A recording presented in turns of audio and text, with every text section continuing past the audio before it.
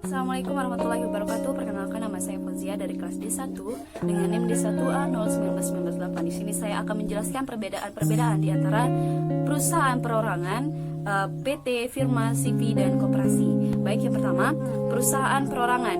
Perbedaan antara perusahaan perorangan dengan perusahaan-perusahaan lainnya, yang pertama adalah perusahaan perorangan didirikan oleh satu orang saja atau perorangan atau individual. Kemudian seluruh tanggung jawab perusahaan ditanggung sendiri oleh perorangan.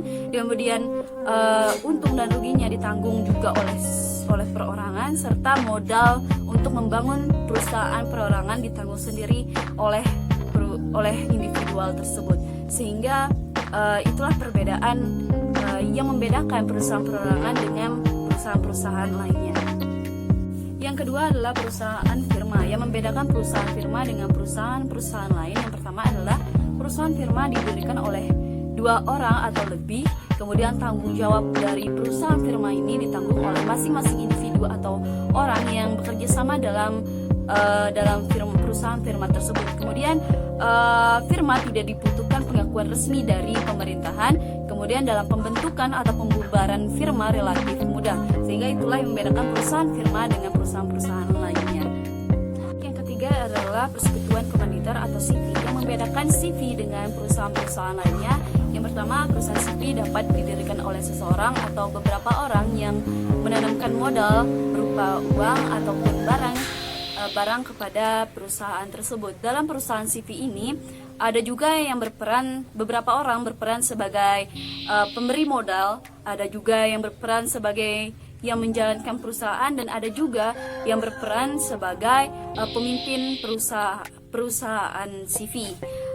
Dalam perusahaan CV ini yang membedakannya dengan perusahaan lainnya, dalam pendiriannya relatif mudah. Kemudian kemampuan manajemen CV lebih baik dari badan usaha perorangan. Modal yang dikumpulkan CV lebih besar dari firma maupun perorangan, serta lebih mudah mendapatkan kredit. Kemudian adalah perseroan terbatas atau PT. Yang membedakan perseroan terbatas dengan perusahaan-perusahaan lainnya, di mana perseroan terbatas ini termasuk dalam badan hukum, sehingga dalam menjalankan usaha yang memiliki modal terdiri dari saham-saham yang pemiliknya memiliki bagian sebanyak saham yang dimilikinya. Karena modalnya terdiri dari saham yang dapat diperjualbelikan, perusahaan kepemilikan perusahaan dapat dilakukan tanpa perlu membubarkan perusahaan. Selain itu, yang membedakan perusahaan PT dengan perusahaan-perusahaan lainnya, yang pertama, tanggung jawab yang terbatas dari para pemegang saham terhadap utang-utang perusahaan. Maksudnya adalah jika Anda termasuk pemegang saham dan kebetulan perusahaan punya utang, Anda hanya bertanggung jawab sebesar modal yang Anda berikan dalam perusahaan tersebut, sehingga tidak melebihi tanggung jawab yang telah diberikan kepada Anda. Yang kedua adalah kelangsungan perusahaan. Sebagai badan hukum telah menjamin kelangsungan perusahaan karena sebab tidak tergantung pada kepemilikan kepada beberapa pemilik, karena pemilik itu dapat berganti-ganti. Kemudian mudah untuk memindahkan hak milik dengan menjual saham kepada orang lain, dan mudah memperoleh tambahan modal untuk memperluas volume usahanya, misalnya dengan mengeluarkan saham baru. Dan terakhir adalah manajemen dan spesialisnya memungkinkan pengelolaan sumber-sumber modal untuk itu secara efisien. Jadi jika Anda mempunyai manajer tidak cakap, Anda bisa ganti dengan yang lebih cakap atau yang lebih tahu dengan urusan perusahaan.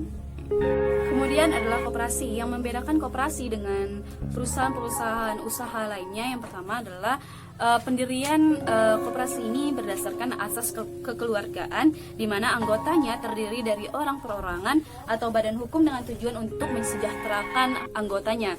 Kemudian umumnya koperasi ini dikendalikan secara bersama dengan seluruh anggotanya, di mana setiap anggota memiliki hak suara yang sama dalam setiap keputusan yang diambil koperasi.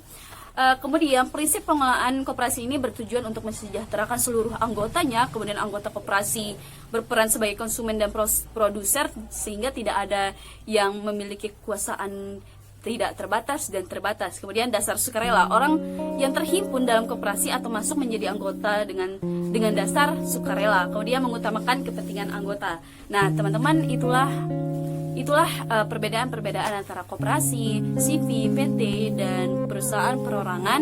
Sekian dari saya. Wassalamualaikum warahmatullahi wabarakatuh.